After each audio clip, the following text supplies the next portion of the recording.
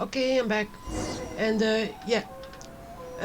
Now that, well, we know things have changed.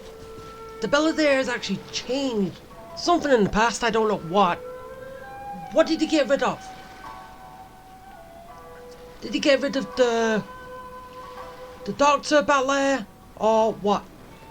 Well, either way, it's all changed now.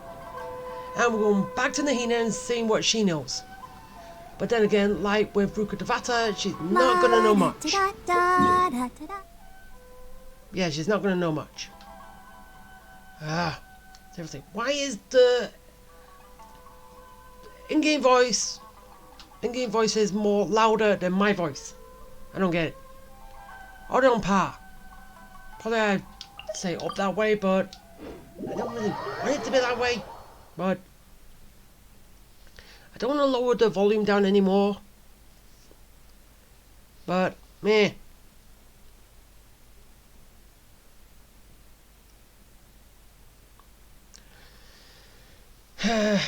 Let's just go see what Nahina has to say.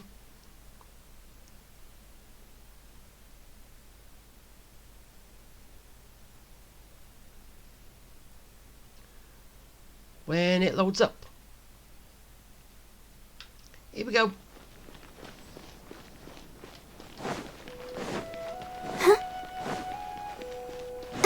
Okay, all the way.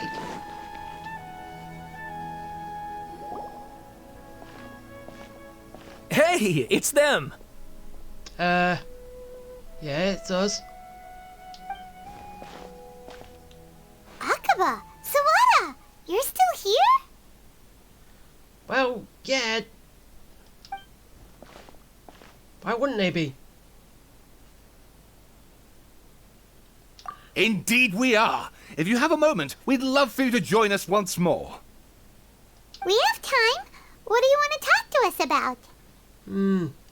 So how's it going to be different? Well, it's going to be different stories, isn't it? It's the same topic we discussed last time. Obviously. Refresh my memory. Still looking for more info about Tatara Suna, huh? Should we join them? Sorry.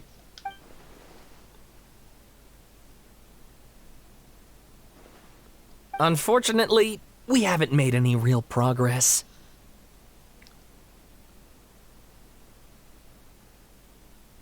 Huh? Oh, of course. Yeah, I ain't reading this. But you can read it. Stop it. Probably this highlight bit is what's changed, isn't it? But everything else is going to be the same. Apart from these highlight bits, right? I presume you'll want to read mine as well. Here. Don't all pressure me at once. Okay, again. More new stuff, right?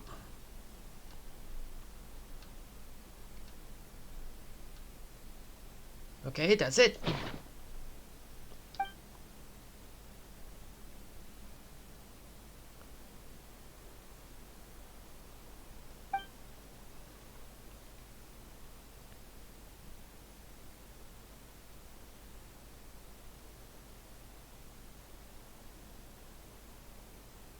Well, what do you think? Hey, Traveler. Remember how last time Akaba was saying how he wished he could gather more information about all this? Well, we just got back from Inazuma. So how about we tell them what we learned? What did you find out? Something big? It's a long story. Basically, we have some friends in Inazuma, and... Blah blah blah, this and that, yada yada yada. Wow, so many new details. Thank you so much for sharing that with us. Well, well. So it all comes down to one man's desire for revenge. Huh. You heard this from a member of the Armanoma clan, you say? Then I guess it must be true. Ugh. So there's no ghost story here after all. This new information actually lends further credence to my hypothesis. Evidently, swordsmiths were seen as having an incredibly prestigious role in society those days, to the extent that harming them was conceived of, at least by the perpetrator, as a way of exacting revenge against those in power. Yes, okay, point taken, you were right. But that doesn't mean I can't carry on with my novel. True. Now it's just a work of fiction. And they're back at it. These guys are really into this. Oh, so sorry. Look at us, prattling on about our projects and ignoring you. Thank you so much for the information. You're welcome. See ya. Yeah. Keep us in the loop if you find out anything else. Will do. Yeah, we're just talking to Nahina. Okay. Let's go. To Nahina.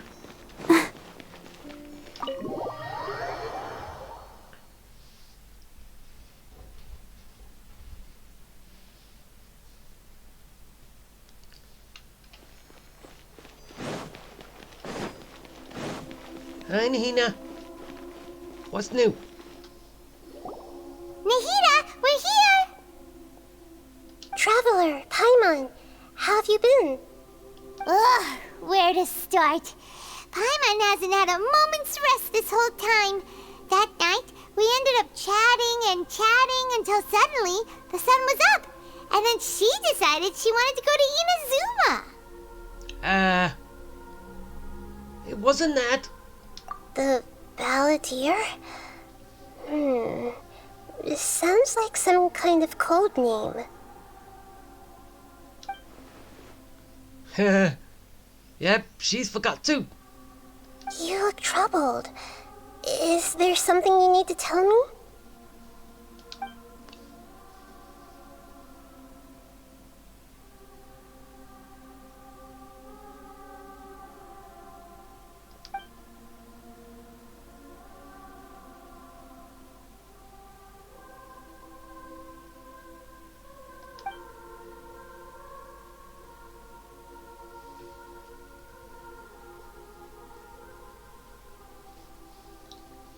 Yep, you are. Traveler? Hey, what's wrong? You look so upset.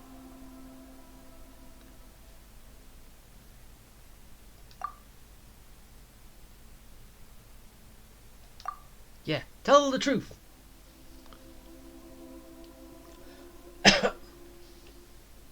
We might learn something new.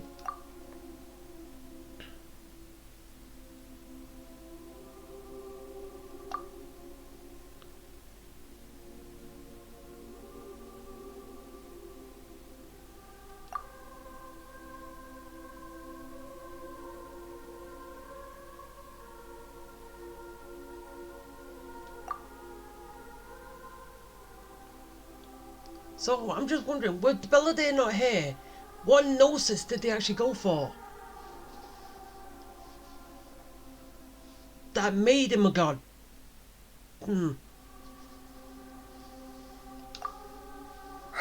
That's quite a story. Yep. So, this puppet known as the Balladeer erased himself from Irminsul, hoping that he could change the past. Which he has. But how was he even able to do that? As the Traveler said, he very nearly became Sumeru's deity. Admittedly, I remember it a little differently. I don't recall finding anyone inside the machine after we defeated it. Nevertheless, it does make sense. If someone were to successfully erase themselves from Irminsul, the world would change to reflect the new reality. Yeah, like Rukkhadevata. So, you believe this person really existed, and we just don't remember him because, well, because he literally changed the world? Yes. Theoretically speaking, it is possible to do this. But I'm struggling to imagine the kind of person who would dare go through with it. Someone who wanted to change life for the better. Even though he hasn't been working that way up until now. Traveler comes from a world beyond to that. That's why there's no information about her in Irminsul. And it also explains why any changes to Irminsul wouldn't affect her. Oh, that's why. Not just because I'm an outsider. I thought because I was that defender, whatever it is why I'm not affected. But in other words, it's because I'm not even in the system. So if there's anyone in the world capable of retaining memories from a past that has been rewritten, it's you. It's quite incredible when you think about it. Paimon's having a hard time understanding this balladeer guy's motivations. Why did he do it? He wanted his mother's approval. I can only make inferences based on the information we've been given. As for what kind of person he was, only you remember that.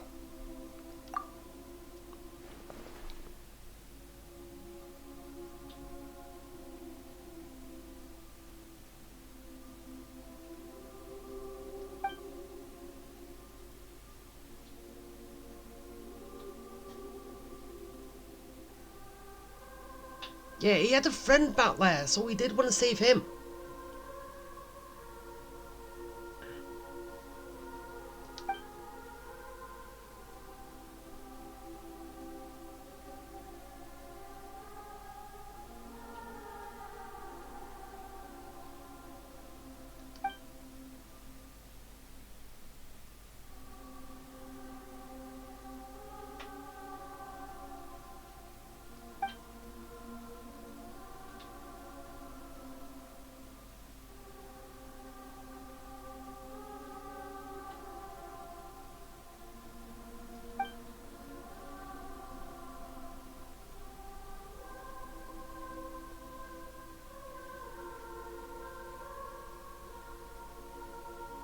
Something else worrying you?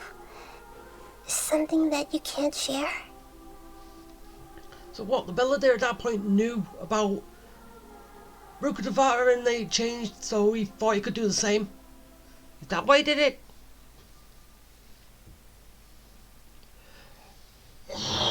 Ah, stupid throat.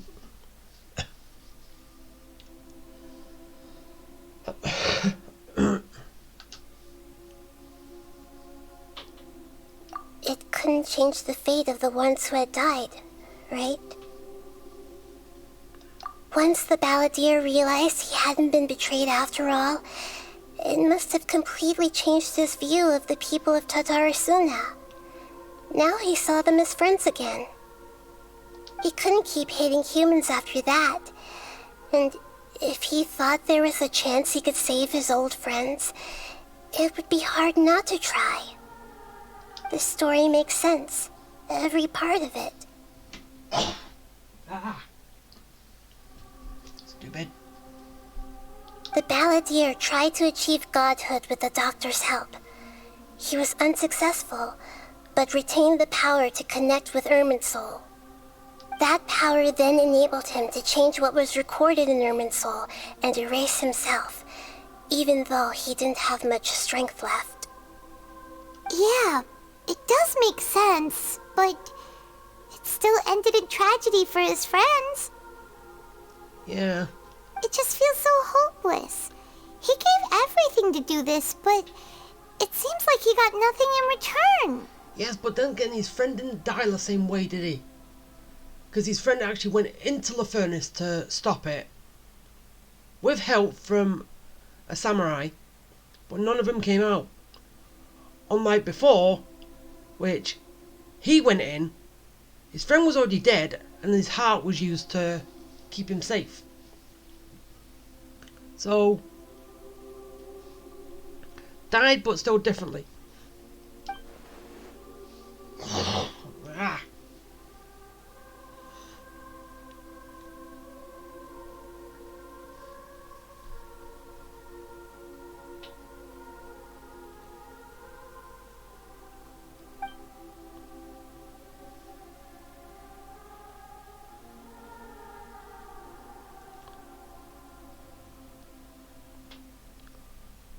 Please wait a moment. I want to check something. Ooh, what? Found it. This should be the one. Oh, what is it? It turns out that I have a strange way of confirming everything she has told us. How? What is it? A record from a personal collection. It was tucked away in a corner. You should take a look.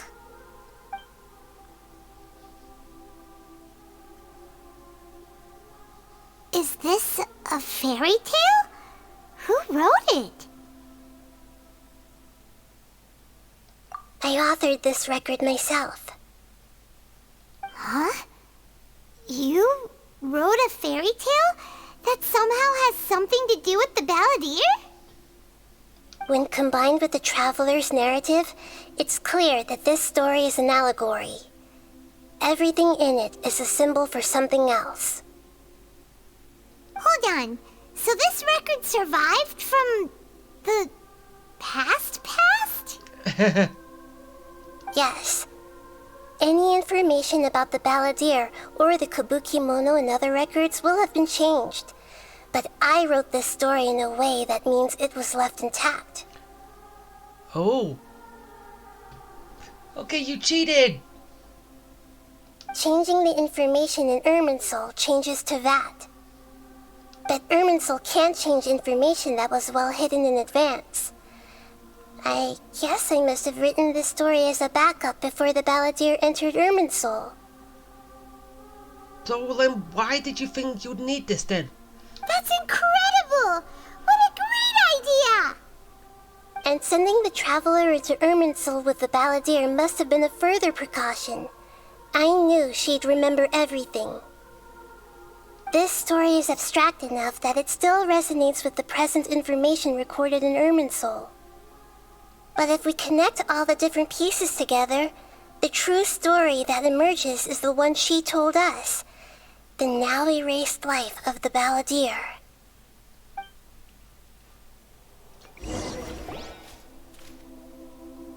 There was once a lone monster draped in fox fur.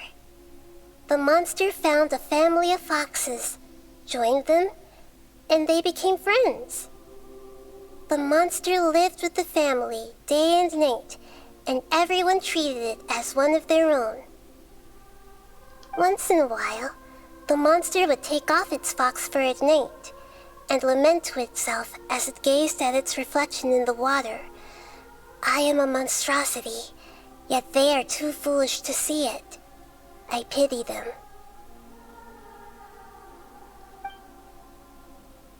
But the monster soon found solace when another came to live among the foxes who was not their kin. A kitten, carved from the wood of a white tree who had been abandoned by the humans. The kitten too wished to become a fox, but its tail was too slender and it could not grow a coat of richly colored fur. Yet when the other foxes saw this, they spoke words of comfort to the kitten. Even without a tail and fur like ours, you are still one of us. Furious at this happy resolution, the monster lit a fire on the mountain. The terrified animals panicked as the fire spread. The only way to extinguish the flames was to make a sacrifice.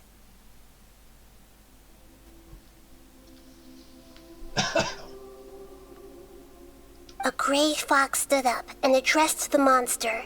It said, "You are the cleverest among us. Surely you can help us find a way to solve this."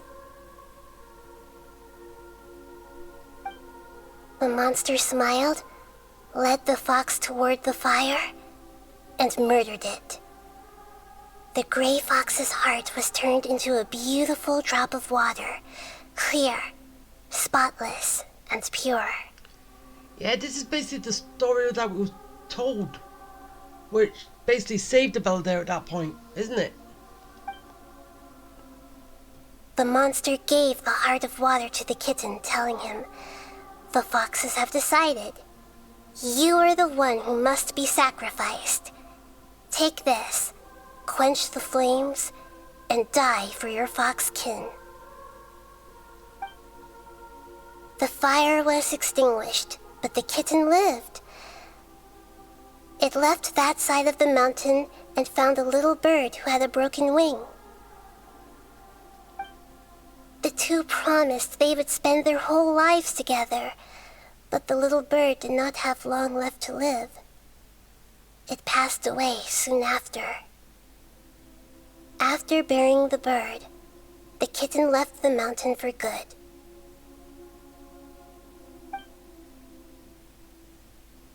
Never again would it cherish a single creature nor a single blade of grass that stood on that mountain.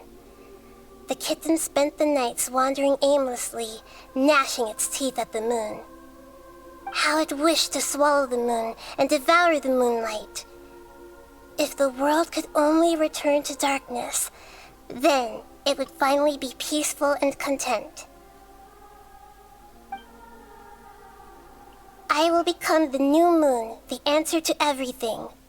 Then, no one will know that there were once birds, foxes, and cats in this world. And no one can know that they were different.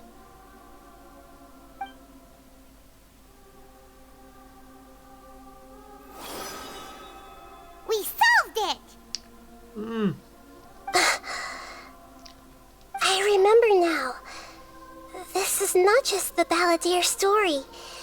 It is his very own memories. I made a backup so that it would be preserved no matter what happened. Yeah, the backup of his memories, his tragic past. To become a god, he was experimented on and modified countless times.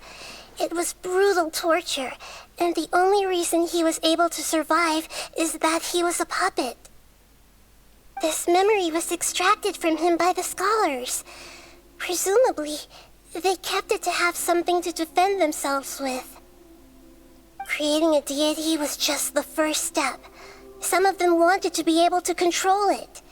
That's why they backed up his memory for later use. I buried it deep inside one of my own dreams, and then hid it inside an allegorical story so that it wouldn't be altered.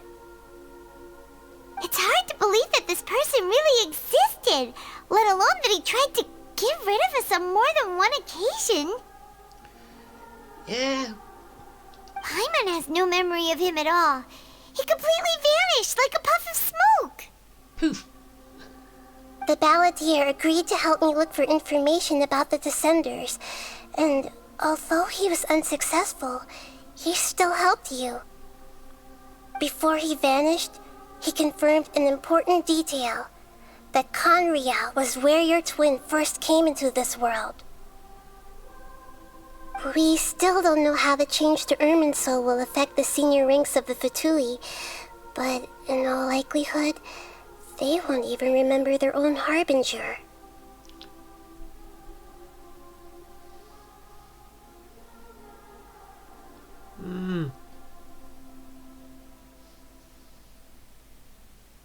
It sounds like Paimon wouldn't like this guy a whole lot if he was still around. But still, Paimon doesn't like the way it all ended that much better. Well, obviously. This is why wisdom alone cannot answer all our questions. We look, we see, and we comprehend, but the question still troubles us. So the answer is not everything. People yearn to find the truth and then conquer the troubles they face. When you give someone the truth, you give them a chance to choose their own destiny.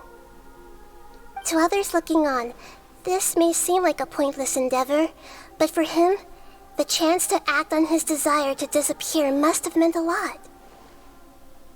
Never forget that even when we walk beneath dark clouds along a road filled with suffering, the light of wisdom is always there, guiding us toward a better destination. And that is what you have been doing all along. Yeah, Nahida's right. Cheer up. How about we go get something to eat? We can pick up this heavy conversation again later. But then again, it's only happened twice. Rukadavata and now. Good idea. Paimon, why don't you take her out for a walk to clear her head? You got it! Come on, Traveler! You need to get out of your head for a while. You'll feel much better after taking a walk. Hey, why is she taking me for a walk? Let's go get a snack from one of the stalls in the Grand Bazaar! That'll be sure to lift our spirits. It must be really tough being the only one who remembers all that, but Paimon's always here to help cheer you up. And I have another... Ah, great. Well, I did say I would. So, another achievement thing. And, yeah. Okay, I'm surprised that Nahina can actually still remember. Even though she wrote about him as a fairy tale in a way so it couldn't get altered. I didn't know she could do that. So, but then again, she needs someone to jog her memory first. Then she finds that, if she's actually done this already, to pick that memory up later. So then you're thinking, has she actually done this with Ruka Devata? Has she wrote her own story to keep it hidden? But she doesn't know about it yet until the name is brought up. But then that brings up the whole problem of that cursed information being brought back in, which Ruka Devata wanted to just have it gone for good. But yeah, that is gonna do it. Because yeah, you know, as I said, achievement and all that.